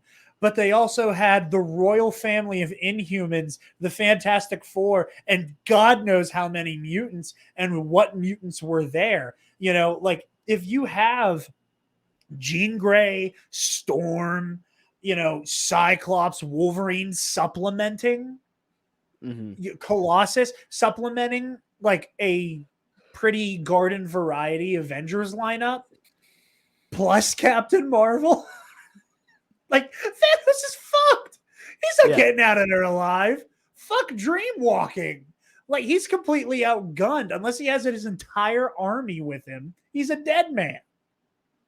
Well, okay, so to that point, they did mention having to get the book to beat him. Yeah. So who knows? But also, like, I'm kind of counterplaying myself now. It makes sense no one else would be there. Because what probably happened, they beat Thanos and they went, all right, done with that. Everyone go home. Job well done. They send everyone home and then, or like, to their individual teams, hey, I'm going to run use the bathroom. That was a long fight. I got to pee really quick. And they all go to the bathroom. They open another portal, come back, and they're like, all right, Steven, you know what has to happen? You know? Well, another thing that, like, another darker implication here, when you think about Charles Xavier's powers and just how powerful he is, if the full might of the Four and the X-Men, etc., were present and they didn't all actually watch Doctor Strange die defeating Thanos, Xavier probably implanted false memories in any of the other heroes present to make them believe they watched Strange die. do like an I am Yeah. Iron Man at Thanos. And that adds another layer of fucked up to all of the proceedings that Or- Xavier just bold-faced lied to everyone, like manipulated everybody, which is something Xavier has done in the past. Alternatively, I mean, still probably, right? Like, that could have happened. Alternatively, they are aware he's coming. They get the book. They have everybody else on backup on Earth. Like, be ready in case this doesn't work. And then they do win on Titan. And then they're like, okay, plan A succeeded. Steven, you know what has to happen now. Don't worry. We're going to talk you up a bit. Right? Yeah. This is why we need the What If episode, man. I just want to know. Exactly. And again, like, one of the reasons why I love all of the characters who have historically been on the Illuminati is that there's a very, like, Doctor Whoian, good people who do bad things type thing, where you have people like Reed Richards who just has to come home and lie to the Fantastic Four. Just straight up tell them a load of bullshit about what happened with Doctor Strange, and Xavier to the X-Men, and Black Bolt signing to the rest of the Inhumans what happened, I do love the idea that the thing that offsets 6-1 Spite's Strange is that he carries the Captain America moniker of "We don't trade lives," which I wish they would have referenced at some point in the movie, because that's the whole thing. Where, like, he's willing to use the Darkhold to save America, but like, the whole reason that makes him different is that he's willing to use this dark magic for his end goal, but his end goal is always to save lives. And this is the second time that, like, this whole review has gone without talking about America Chavez. I love her. This happened on the stream too. Well, we got so lost in the multiverse sauce. We got so lost in the multiverse sauce that we completely, like, there's a whole ass character. And I love her. And I love her. Get used to seeing her. I love her so much. And the pin, and screw everybody who didn't like the pin. Too bad. Looking at you, Egypt and Saudi Arabia. Yeah. Yeah, I remember. Hey, it's a kitty. Right, Dewey? Yeah. I remember watching the movie. Everyone. Lexi kind of nudged me and was like, so she's gay? Pin, right? And I went, yeah, this movie is not being played in Saudi Arabia. Yeah. I don't, well, in this, she's a kid, but, like, look at me with America is queer. Clip on my finger. Also, she has two moms, and also she herself is queer in the comics. Okay. So is that what they're doing with this? Do we know? We'll see. I think it would be weird for them to, like, only have her have queer parents. I think that would be a really weird I didn't know if step. it was like that's how it is on that planet, or where's she from. I had really no idea. yeah, no, she's from like a weird like like if you have two dimensions, right? Two realities. It's like the something utopia is what it's called, exists in between them Mm-hmm. type thing. That's weird, but yeah. Yeah, it's weird sci-fi shit. But yeah, no, I think it would be weird if they stopped just shy of America herself Mm-hmm. being queer. I hope they don't walk that back for some reason. That would be quite the PR disaster. Yeah. like on top of the fact like it'd be just a really crappy thing to do, but also from the business standpoint, oh Well, my god, what a nightmare. Especially seeing as how Disney as a whole is very much like they even said publicly, like, we're not relying on our Chinese market that much anymore. Like, motherfucker, you don't have an excuse anymore. Yeah. Mm-hmm. If you're going to try to like thump your chest and say we don't need the Chinese market, then there better be a lot of stuff you were keeping out of movies to appease the People's Republic. Like there's no how half steps anymore. There's no cutting kisses from the Rise of Skywalker anymore. Uh-huh. But I don't know how familiar you are with the Lego set stuff.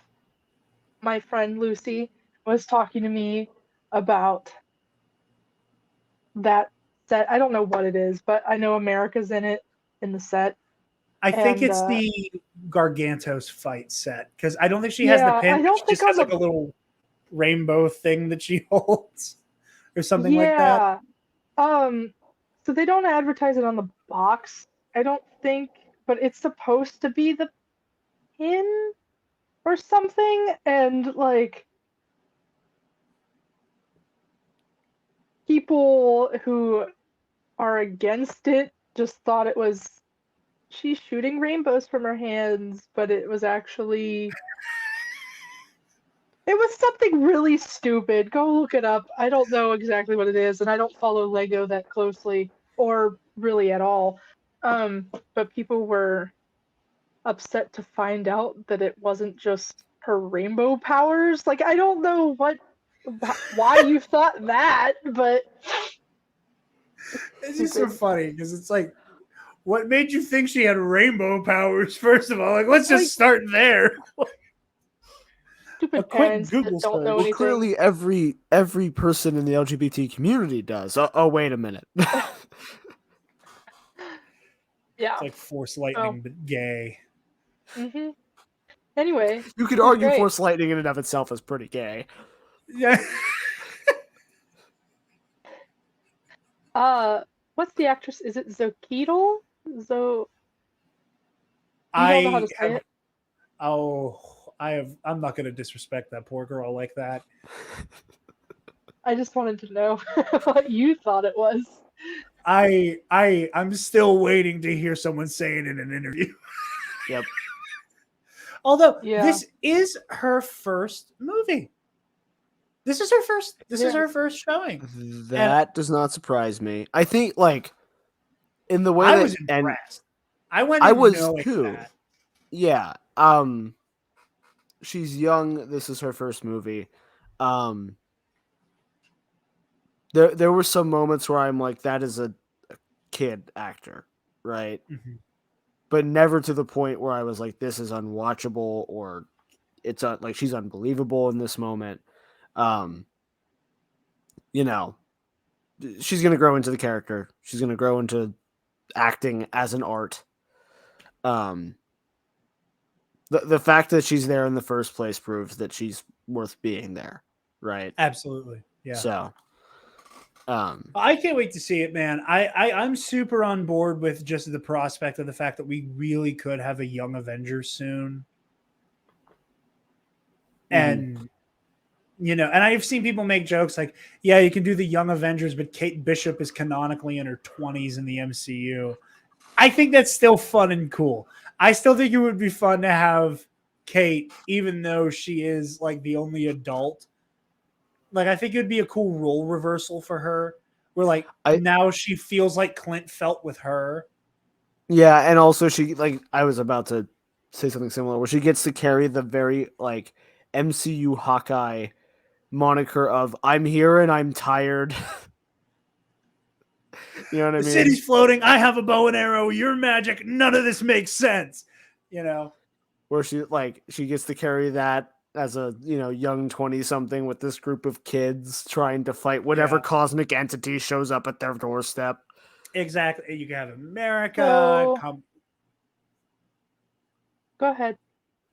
No, is it Sorry. America, Kamala Khan, Speed, Wiccan, Hulkling, maybe, depending on what we see in She-Hulk.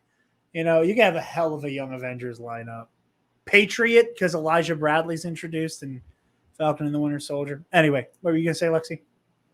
I looked it up just to see. It seems like most people are supposed to be pronouncing it Sochi? Sochil? Sochi? Okay. Say Sochi Gomez. Okay. It's indigenous Mexican name, which I figured it was. But yeah, every time I looked at it and I couldn't find an interview where they like addressed her by name, and I was very nervous because I knew if I just looked down, I was gonna Ron Burgundy it and just read it and sound it out and say Exolotl Gomez, and I'm like, well, she's not a tiny water lizard. Yeah, I know that much. I may be a very white person when it comes to pronouncing names like that and feel really bad when I do. See how Travis and I were pronouncing the name of Batwoman Woman for actress, yeah. a solid year. Oof. But alas. But yeah, any final thoughts? And I'm not going to make you guys do a letter grade if you don't want to, because I know that's sometimes a hard one to pick. I gave it a solid B-. I think A-. Oh, I give it a solid A. Yeah. I loved it. Yeah. You know what's funny? I don't think this cracks my top 5. I think it might be in my top 10. I think we just have too much Marvel now that like to solidly put it that high. Especially when I have Iron Man 2 so high on my list as I don't even know where that sits, but like the reception this got has me feeling like I'm going to be defending this movie like I defend Iron Man 2 and Iron Man 3, which is vehemently and with pride, but also I have things to point to in this movie that are really, really good that I really enjoyed, as opposed to Iron Man 2, which was not great, but I'm convinced I love it now. So I will say, if they really do double down with some of the stuff we saw in Earth 838, I think this is an even more aggressive way of introducing other characters by contagion than what Iron Man 2 did. Because Iron Man 2 exists to set up Avengers. Yeah. But yeah, no, that is so interesting that Iron Man 2 is that high for you. I've watched that movie. I think I've watched that movie more than I've watched, except for maybe Iron Man 1. I've probably watched Iron Man 2 more than any other Marvel movie. That is so funny. Not by choice. That is sincerely hilarious. And I don't like, as a kid, obviously, like I didn't have an ability to comprehend art like I do now. But now that you can comprehend art, you realize that Iron Man 2 is cinema. Yeah. That's funny. We're But having yeah, a absolutely loved conversation, it. I'm sorry. Absolutely love this movie. A, possibly A+. I've seen it twice now, so I'm not just riding the high of seeing it opening night. Yeah. Definitely higher for me.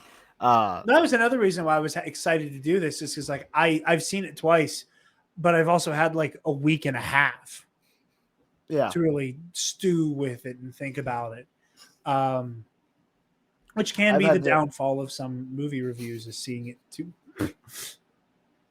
a little drop off. Yeah. She was I she have was halfway off the bed, and I knew she was gonna fall off, and she did. She always does that. She just slumps off. It's like, Sorry. Keep. no, you're fine. I have it on the mind from watching it for Movie Club, like last week or so.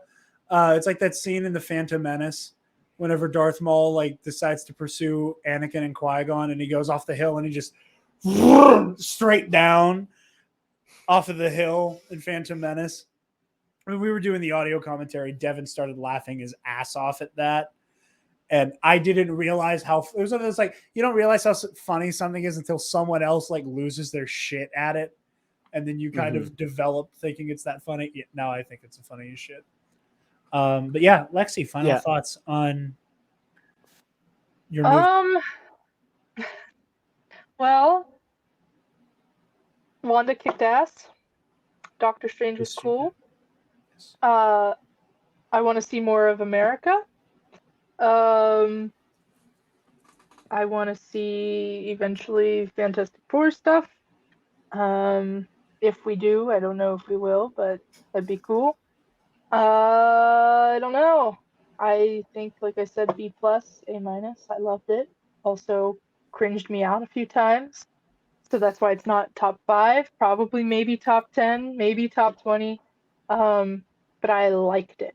I liked it a lot. Not my favorite. I could exclude some things, but it was neat.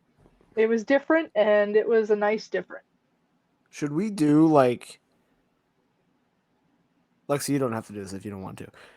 Should we do the ranking the MCU as a topic episode one day? Is that a thing we have to do now? Yeah, we will one day. It'd be a lot. Yeah. You can hear in my voice how excited I am to try to do the pre-show for that. One day we will. One day we will. One day we'll do it for Star Wars too, which will be an argument. None among us. I think all of us have like similar looking top 3s. I know Lexi and my number 1 is at least your number 2, Travis. So like there's not going to be a whole lot of infighting on that one. I think it might be down to my number 3, to be honest. What's your number 2? I like Force Awakens in the same way that I like this movie and Aquaman. Okay. The opening scene of Force Awakens lives in my head rent free at all times. Like that's the best way I have to put it. Like I could watch that scene all day, every day. The Village. No. Or like the Escape. No. The Escape from the Escape from the Star Destroyer. Yeah. With Poe and Finn. Yeah. Love that shit. That's a kitty. It's a kitty. She's very wobbly. She just woke up. I relate to that. I think it's funny you say that, because in this I have come to realize that when it comes to cape shit, the movies that feel the most like a comic book come to life are the ones that I just love aggressively. Even for some of their lumps, like, and I think it's why I'm not as into the Dark Knight trilogy, or I'm not as into Captain America and the Winter Soldier as much as other people. That shit like Endgame, shit like both No Way Home and Spider-Verse, the Batman. It feels like I'm sitting in a big room watching a comic book. Mm-hmm. And like it evokes how I feel reading those characters really well for me. And this is the kind of Doctor Strange existential eldritch horror story I wanted. And I didn't realize how much it was exactly what I would want. Like I said, going all the way back, on top of Mr. Fantastic and Black Bolt, and just how amazing the cinematography is and how it's framed and feels like a comic book.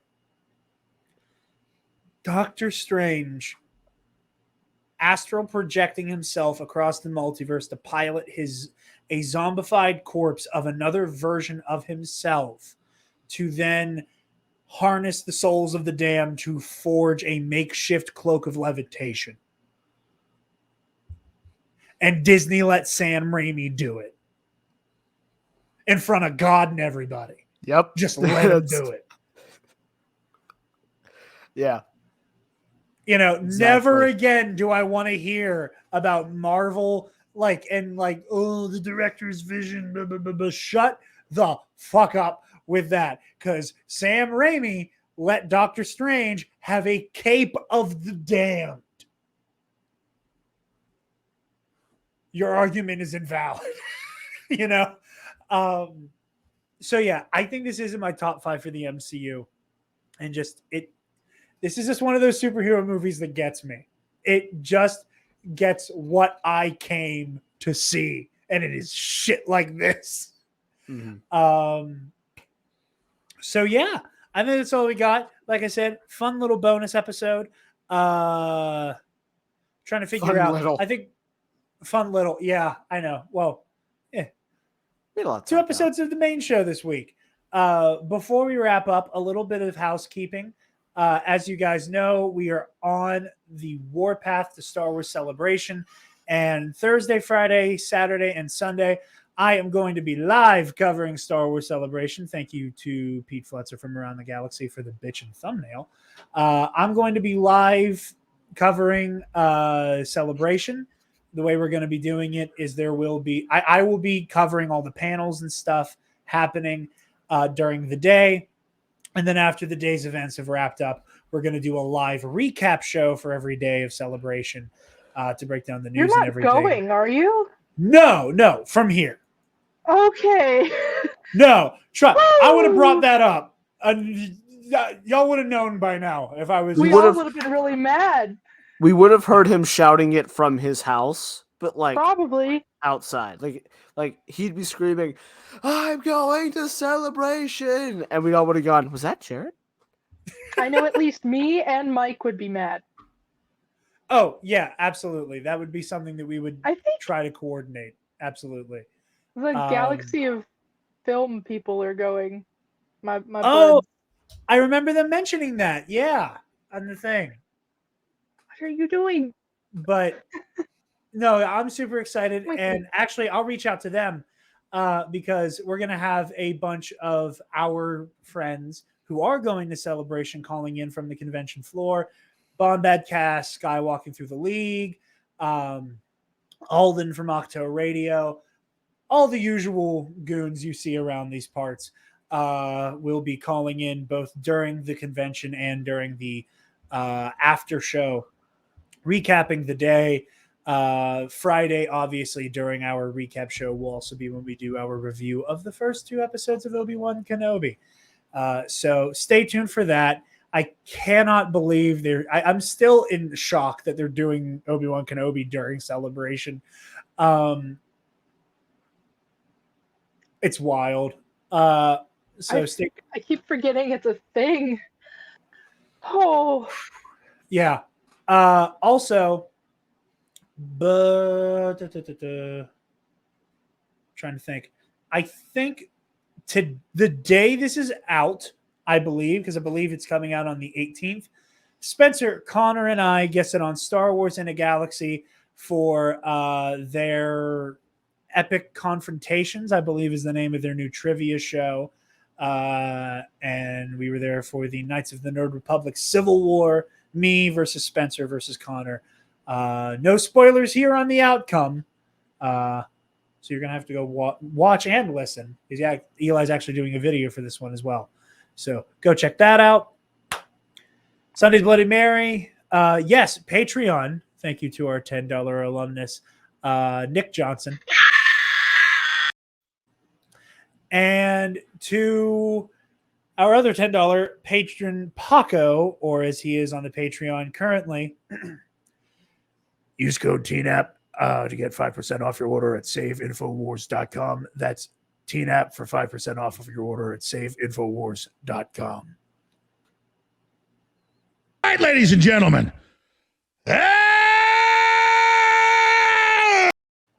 Everybody gets a scream. That's another thing. $10 patrons, you get a scream clip now, I guess. But yeah, thank you all so very much. Head shake of discontent.